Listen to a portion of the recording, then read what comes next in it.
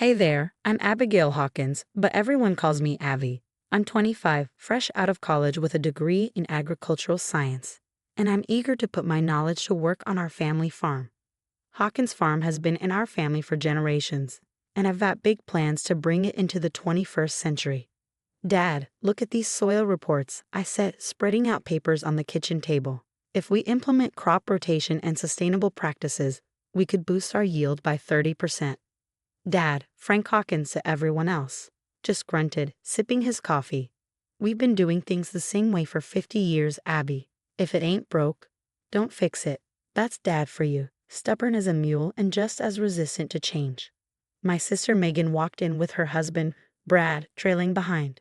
You two arguing about the farm again? She asked, rolling her eyes. Not arguing, I replied, just trying to discuss the future. Brad smirked. Good luck with that. Some of us have real jobs to get to. I bit my tongue. Megan and Brad lived in the city and only visited on holidays.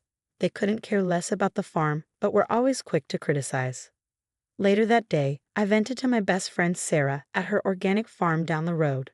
I just don't get it, Sarah. Why can't Dad see that we need to adapt? Sarah nodded sympathetically. Some people are just set in their ways, abs. But hey, look at what I've done here. Maybe seeing a successful modern farm will change his mind. I sighed, glancing around at Sarah's thriving fields. Maybe. I just wish he'd give me a chance to prove myself. The next day, at my part-time job at the local ag co-op, I was arranging a display of new organic fertilizers when my boss, Tom, approached me. Abby, that proposal you submitted for the community garden project is brilliant. Have you thought about implementing some of these ideas on your family's farm? I laughed bitterly. Oh, I've thought about it plenty. Getting Dad on board is the real challenge. Tom frowned. That's a shame. With your knowledge, Hawkins Farm could be leading the charge in sustainable agriculture around here. His words stuck with me as I drove home that evening. The sun was setting over our fields, painting everything gold. This land was in my blood, and I was determined to see it thrive. I found Dad in the barn, tinkering with the old tractor. Dad, we need to talk about the farm's future. He sighed, putting down his wrench. Abby, not this again. Yes, this again, Dad. The world is changing, and if we don't change with it, we'll be left behind. He hesitated. Actually, I've been meaning to talk to you about that. I'm thinking of retiring soon. My heart leaped. This was my chance. Really, Dad? That's great. I've got so many ideas for. He held up a hand, cutting me off. Now hold your horses. Retirement's a big step. We need to think carefully about who's going to take over. Something in his tone made me pause. What do you mean? I'm the one who's been working the land. Dad wouldn't meet my eyes. We'll discuss it more at the family dinner next week.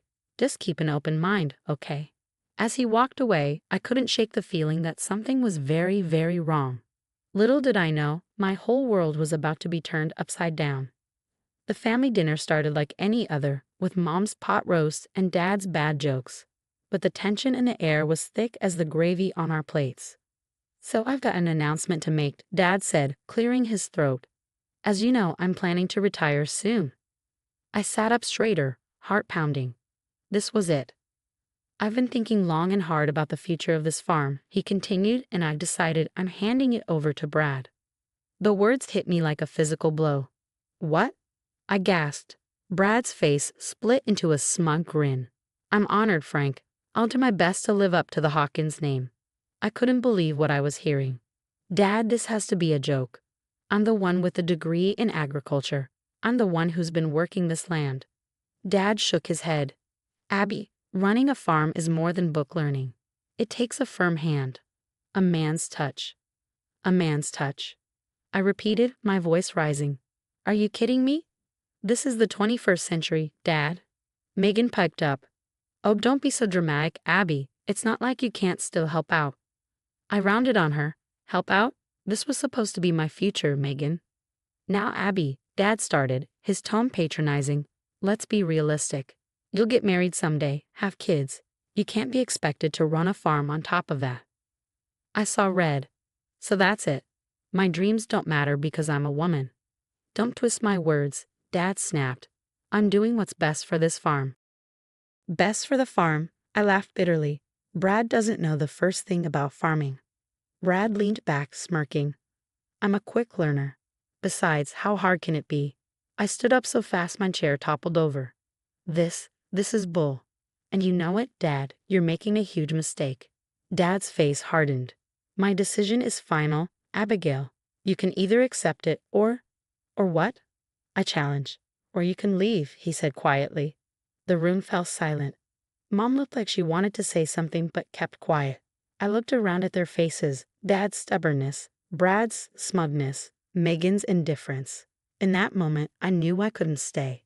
Fine, I said, my voice shaking. I'm out of here. I stormed upstairs and started throwing clothes into a bag, tears blurring my vision. I refused to let the tears fall.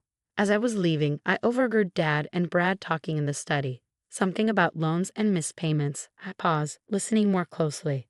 Don't worry about it, Dad was saying. We'll figure something out. Just don't mention this to the women, all right? I felt sick. Not only was Dad handing over my birthright to Brad, but he was hiding financial troubles too. I drove straight to Sarah's place, spilling the whole story between sobs. That sexist old goat, Sarah exclaimed. Abby, I'm so sorry. As my tears dried, a new determination set in. I'm not giving up, I said firmly. I'm going to prove to them that I can run a farm better than any man. Sarah grinned. Now that's the Abby I know. What's the plan? I took a deep breath. First, I need more experience. I'm going to apply for that job at AgriCorp. And then, I'm going to build something that'll make Dad eat his words. As I drove away from Sarah's, my phone buzzed with a text from Mom. I'm sorry, honey. Your father means well. I turned off my phone without replying. Sorry wasn't good enough. Not anymore. The next morning, I walked into AgriCorp with my head held high. Hi, I'm Abigail Hawkins, and I'm here to apply for the junior exec position.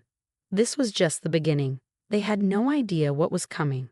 6 months into my job at AgriCorp, I was driving past the family farm when I noticed something off. The corn looked stunted, yellowish. I pulled over, frowning. What in the world? I muttered, examining a sickly-looking stalk. Just then, old Mr. Jenkins from the neighboring farm walked up. Abby, haven't seen you in a while.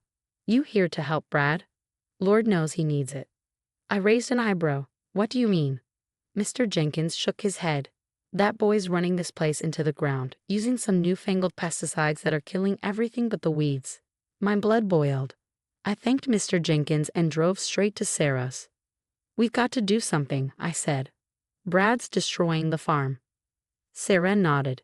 I've heard rumors. But Abby, what can we do? An idea struck me. We help everyone else, make Hawkins Farm the worst in the county by comparison. And that's exactly what we did. Every weekend, I'd visit neighboring farms, offering free consultations. Word spread fast. Did you hear? Abby Hawkins increased the Thompsons' yield by 40%. The Wilsons' organic transition, all thanks to Abby. Meanwhile, Brad was floundering. I kept tabs through the grapevine, each piece of news worse than the last. One day, I overheard 2 farmhands at the local diner. I'm telling you, it ain't right.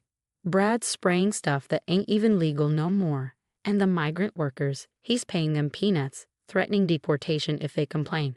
I clenched my fists. This was worse than I thought. I started gathering evidence, photos of illegal pesticides, testimonies from workers, soil samples showing contamination. It was damning stuff. Then came the call from Mom. Abby, it's your father. He's had a heart attack. I rushed to the hospital, my stomach in knots. Dad looked small in the hospital bed, tubes everywhere. The stress, Mom explained tearfully. The farm's in trouble, and he won't let anyone help. I felt a pang of guilt. Had my actions contributed to this? As I left the hospital, lost in thought, I quite literally ran into someone. Oh, I'm so sorry, the woman said, helping me pick up my dropped files. Her eyes widened as she saw the contents. Wait a minute. Is this about Hawkins Farm? I eyed her suspiciously. Who's asking? She stuck out her hand. Alana Vasquez, investigative journalist. I've been looking into agricultural malpractices in the area, and it seems you've got quite the story. We talked for hours at a nearby cafe. Alana was sharp, passionate about exposing corruption in the industry. This is bigger than just your family's farm, Abby, Alana said, her voice steady. It's about workers' rights, environmental protection, and the future of farming in this region. I nodded slowly. I know, but it's still my family. If this gets out, it could ruin them. Alina leaned forward, her eyes serious. Sometimes doing the right thing means making tough choices. The question is, are you willing to make that choice? I stared into my coffee, my mind racing. On one hand, this was my chance to prove myself, to show Dad he was wrong about me. On the other, it could destroy everything our family had built over generations. I need some time to think, I said finally. Elena nodded. Of course, but don't take too long. Stories like this have a way of coming out, with or without us. As I drove home that night, the weight of the decision pressed down on me. What was I willing to sacrifice for justice, for the truth? I pulled over at the edge of our property, looking out over the fields I'd grown up in. The farm was sick, dying under Brad's mismanagement, but it was still home. What would you do, Mom? I whispered, thinking of her quiet strength in the face of Dad's stubbornness. The answer came to me slowly, but with certainty. I knew what I had to do. I pulled out my phone and dialed Elena's number. Hey, it's Abby. I'm in. Let's do this. Elena and I worked tirelessly on our expose. When it hit, it was like a bombshell. Unethical practices rot local farm from the inside dominated the headlines. The story went viral, sparking outrage and investigations. I watched from afar as Brad was led away in handcuffs, charged with multiple violations. Dad stood in the driveway, looking shell-shocked. One day, as I helped the Wilsons replant, Dad's truck pulled up. Abby, can we talk? He asked, his voice weary. I straightened, wiping my hands on my jeans. I'm busy, Dad. He nodded, eyes downcast. I know, I messed up, Abby. I was wrong about everything. Can you forgive me? For a moment, I wavered. Then I remembered the betrayal, the pain. No, Dad, I can't. You didn't just hurt me, you hurt this whole community. Some things can't be undone. He flinched but nodded. I understand. I'm proud of you, Abby, for what it's worth. As he drove away, I felt lighter. I was done seeking his approval. With community support and impressed investors, I started Hawkins' New Generation Farm, focused on sustainable, innovative practices. I had proven myself to the world. The Hawkins legacy lived on, not in Dad's old fields, but in the innovations I shared with the next generation. This was my victory, hard-won and sweet. And forgiveness. Some crops just aren't worth replanting. The story of Abby and her fight against injustice on the family farm has come to an end. Now, here's a question for you. Was Abby justified in exposing her family's unethical practices and refusing to forgive her father? Or should family loyalty come before personal ambition and moral principles? Is there a line where exposing a family's wrongdoing becomes the right thing to do, even if it destroys the family's legacy? Share your thoughts in the comments below. Your perspective could help others wrestling with family conflicts and ethical dilemmas. If this story resonated with you, don't forget to hit that like button and subscribe to our channel.